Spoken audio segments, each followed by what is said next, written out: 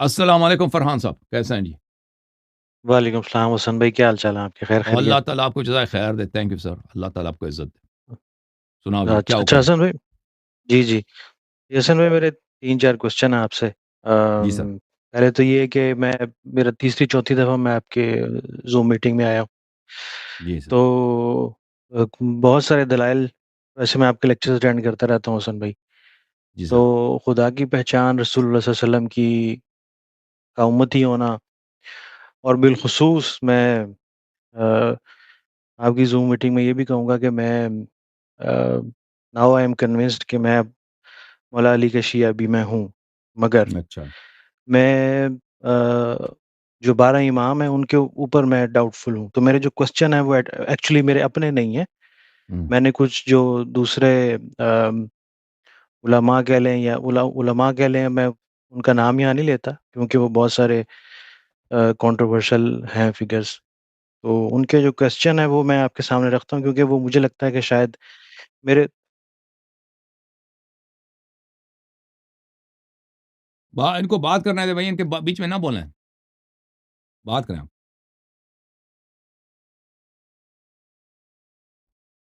اور کیوں آپ رک گئے بھائی؟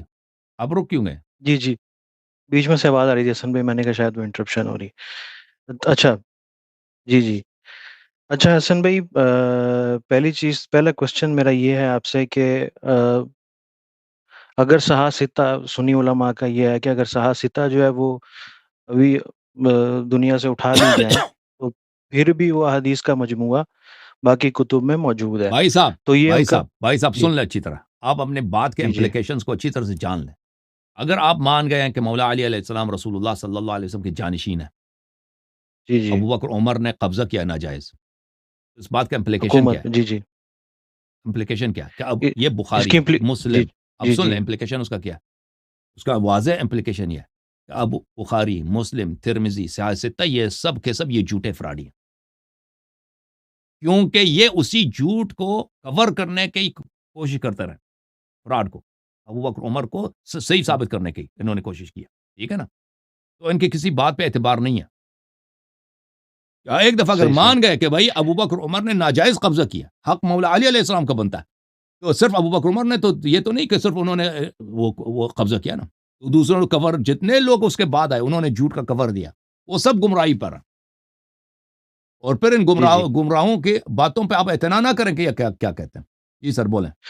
اچھا اچھا حسن بھائی، ان کا جو اصل جو اعتراض ہے وہ یہ ہے کہ ہم اہل بیت کی اطاعت کرنا چاہتے ہیں، تو اب اگر شیعہ جو ہیں ہمیں بتائیں کہ ہم کون سی تعلیمات ہیں، اوتھینٹک سورسز ہیں جو یہ 4 کتب یہ شیعہ یہ بتاتے ہیں، تو ہمیں اہل بیت کی تعلیمات تک لے جائیں اور یہ ثابت کریں کہ جو تعلیمات ہیں یہ تو درست ہیں۔ ہم شیعہ جو ہے نا، ہم شیعہ، میں آپ کو بتاتا ہوں، ہمارا عقیدہ کو کوئی ایسا جز نہیں ہے، فروعات کا کوئی ایسا جز نہیں جو اہل بیت علیہ السلام کا فرمان نہ ہو۔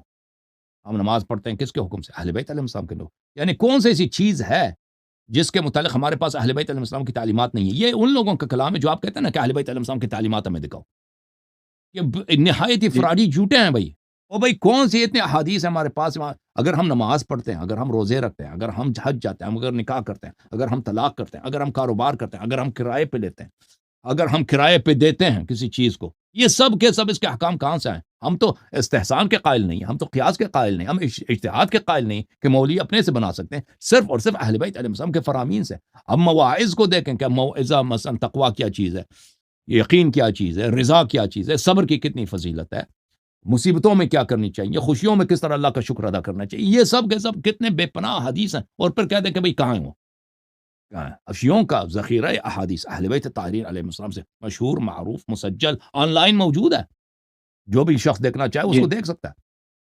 جی اچھا، اور اگلا کوشچن یہ ہے حسن بھائی کہ سلیم ابن القیس ہلالی کی جو کتاب ہے، اس کو یہ جی۔ کہتے ہیں کہ انہوں نے خود سے کوئی پروڈیوس کیا، اس کی کوئی اس کی تو ٹھیک ہے بھائی، یعنی اس کا ٹھیک ہے بھائی، اور جب یہ کون کہتے ہیں؟ وہی کہتے ہیں کس کے ماننے والے کہتے ہیں نا، کس کے؟ بخاری، مسلم، ترمذی، جو پروون ثابت ہے، جو پروون ثابت ہے کہ انہوں نے ابو بکر عمر کو کور دیا، اسلام میں سب سے بڑے جھوٹ کو انہوں نے کور دیا، ان لوگوں کے، یہ ان لوگوں کے ماننے والے کہتے ہیں نا۔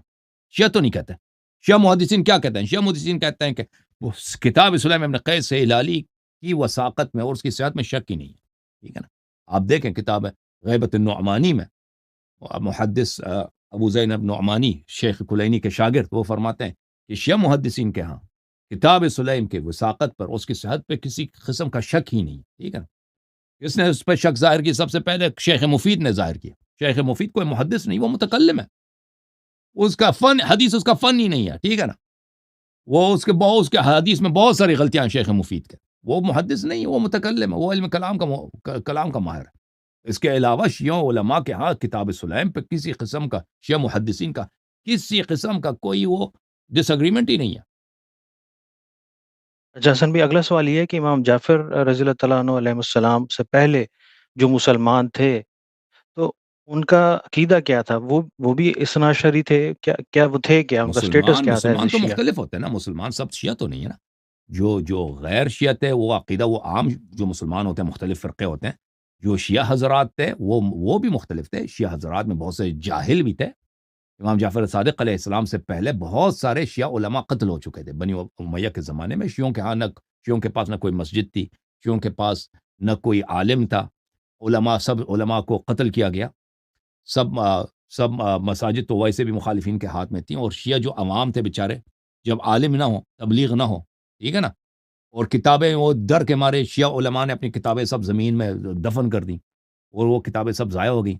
تو شیعہ عوام اغلب ان کو نہیں، وہ کیا ان کا بس اہل بیت علیہ السلام سے محبت کرنا ہے. 12 امام کو کچھ افراد جانتے تھے کہ 12 امام ان کو ان کے پاس یہ احادیث تھیں کہ 12 امام ہیں، ان کو ہم نے ماننا ہے، ان پہ ایمان ضروری ہے، لیکن سب کو نہیں پتا تھا. شدید تقیہ کی وجہ سے امام جعفر صادق علیہ السلام سے پہلے کس کا دور تھا؟ بنی امیہ کا دور تھا. بنی امیہ کے زمانے میں شدید سینسرشپ تھی شیعوں پر اور شدید پرسیکیوشن تھی شیعوں پر. شیعوں کو بہت قتل کیا گیا. اور جب آپ ایک طائفے کے سب علماء کو قتل کرتے ہیں اور علماء کے جو ماننے والے ان کو بھی قتل کرتے ہیں، بقیہ لوگ ڈر کے مارے اہل بیت کی بات ہی نہیں کرتے نا. تو اس میں 1 2 3 جنریشن جب گزر جاتے ہیں تو اس کے بعد لوگوں میں جہالت بے پناہ ہو جاتی ہے نا. تبلیغ جب لوگوں کو نہیں پتا ہوتا کہ کیا ہوتا، صرف اتنا جانتے ہیں کہ اہل بیت بھی کوئی چیز ہے، ان سے محبت کرنا، یہ عام لوگوں کی بات ہے. لیکن ایسے افراد تھے وہاں پر جن کو سب باتیں معلوم تھی. ہمیشہ اس طرح ہوتا ہے بھائی، ہمیشہ اس طرح ہوتا ہے کہ آپ کہتے ہیں نا کہ لوگوں کا کیا عقیدہ ہے. سب لوگوں کا عقیدہ ایک جیسا نہیں ہوتا. اب بھی کہتے ہیں نا شیعوں کا کیا جی عقیدہ ہے، سب شیعوں کا عقیدہ ایک جیسا نہیں. بعض شیعوں کو پتہ ہی نہیں ہے دین کا کہ قیامت کیا چیز ہے. بھائی وہ کوئی 12 امام ہیں، وہ پتہ ہی بھائی، وہ کہتے ہیں جی ہمارے والد مشیت ہے، وہ صرف محرم میں آزاداری کریں گے، امام حسین سے پیار ہے. آگے ان کو نہیں معلوم. اس طرح نہیں ہے کہ سب کا عقیدہ ایک، سب کے معلومات ایک جیسے ہوں، سب کے عقائد ایک جیسے ہوں، بالخصوص اس تاریخ دور میں، بنی امیہ کے دور میں، ٹھیک ہے نا. بعض افراد جو خواص تھے، جو جو جو انٹلیکچوئلز تھے، جو جاننے والے تھے، علماء تھے، وہ ان کے پاس علم تھا، نالج تھا. باقی عوام کے پاس اس طرح ہم نہیں کہہ سکتے کہ ان کے پاس کس حد تک علم تھی. اتنا پتہ ہے ہمیں کہ اس زمانے میں تقیہ، شدید تقیہ کی وجہ سے جہل بہت تھا، جہل کا عروج تھا.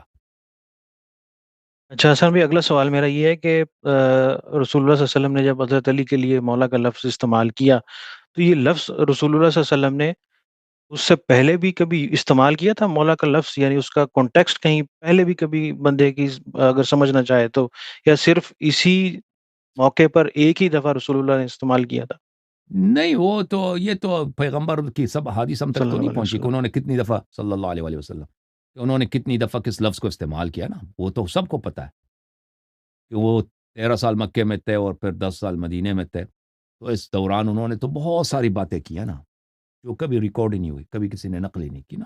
وہ تو کوئی نہیں کہہ سکتا کہ انہوں نے اس لفظ کو کتنے معنی میں استعمال فرمایا اور کانٹیکس. لیکن غدیر کا اپنا جو کانٹیکس ہے وہ بہت واضح ہے.